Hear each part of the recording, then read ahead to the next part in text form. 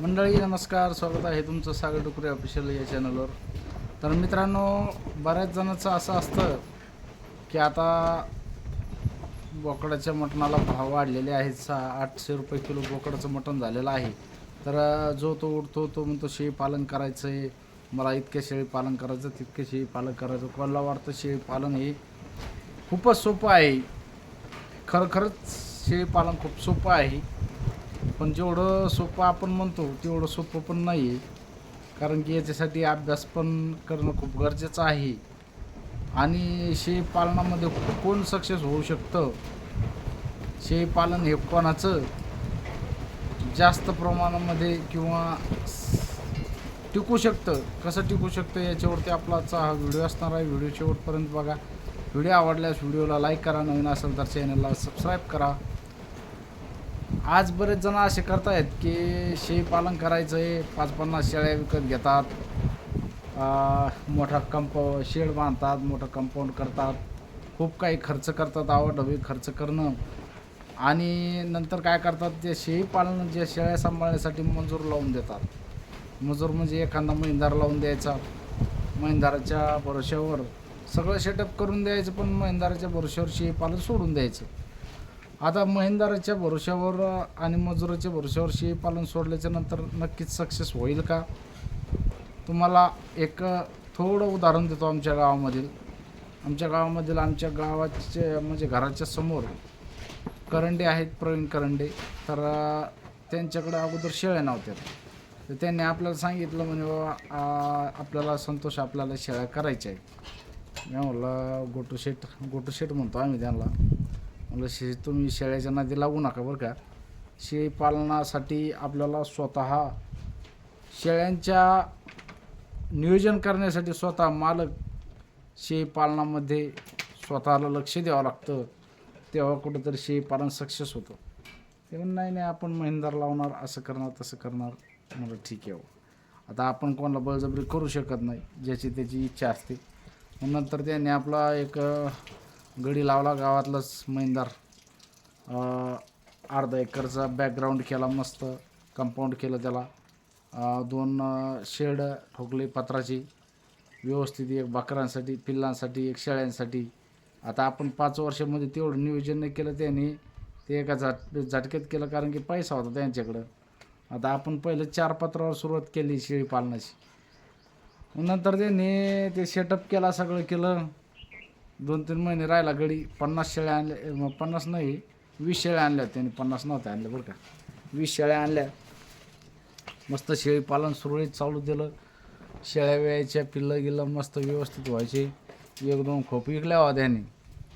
खोप विकल्याच्या नंतर मग काय, गडी एक दिवस म्हणला, म्हणे नाही मग ते गाड्यानं केलं सुरू. मला लग्नाला जायचं, मला इकडं जायचं, मला कार्यक्रमाला जायचं, असं करता करता त्यांचं चाललं तिरगामिरगी. आता गडी तो गडी असतो मित्रांनो, त्याला काही देणं घेणं नसतं. तुमचा व्यवसाय बंद पडो का काही करो, तो तेवढा विचार करत नसतो कधीच. आणि गडी कोणताही मजूर असू द्या, तो तुमची मजा बघण्यासाठी तो तुम्हाला आडून बघणार. मग त्या गाड्यानं असं करता करता एक दिवस त्याचं झालं बा, तो म्हणे आपला हिशोब करून टाका, आपल्याला काही राहायचं नाही. आता तुम्हाला सांगतो, या माणसाकडे, या गोटू शेटकडे झाल्या 20 शेळ्या, पिल्लं 30-35-40 पिल्लं. आणि बसला ना माणूस गडी, दिला हिशोब झाला त्यांचा, दिला काढून. मग आता यायला मित्र होता यायचं एक, गावातील 2 जायचं, येते शेळ्यांना पाणी पाजायची, चारा टाकायची. असं 15 दिवस केलं बाबा. व्यापारी आणला, व्यापाऱ्याला दाखवलं.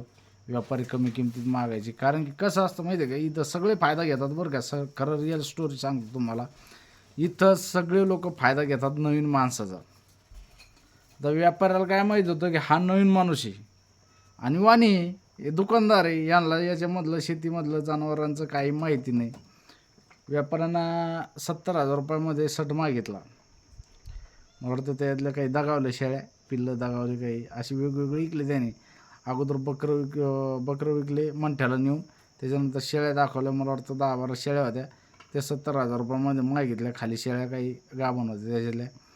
त्याने मागितलं, असं आडून मागितलं बरं का त्या. मग यांनी मंठ्याला नेऊन विकल्या त्या, केवढ्यात विकल्या काय माहीत. तर त्याच्यामध्ये तो व्यक्ती इतका लॉसमध्ये गेला. सुरुवातीला 20 शेळ्यांनी जवळपास 2-2.5 लाखाच्या शेळ्या आणल्या होत्या. तर इतका लॉसमध्ये गेला, 2-2.5 लाख रुपये लॉसमध्ये आला. महिनदाराला वेगळे पैसे गेले. त्याच्यामुळं माझं म्हणण्याचं कारण एकच आहे, तुम्हाला जर त्याच्यामधील अभ्यास असेल आणि स्वतः शेळी पालन करण्याची जिद्द असेल तरच या व्यवसायामध्ये पडायला पाहिजे. नाहीतर आपल्याला जर त्याच्यामधलं नॉलेज नसेल आणि आपल्याकडून जर शेळीपालन करता येत नसेल तर ह्या शेळीपालनाच्या नादी लागणं व्यर्थ आहे. कारण याच्यामध्ये तुमचं 100% नुकसान झाल्याशिवाय राहणार नाही.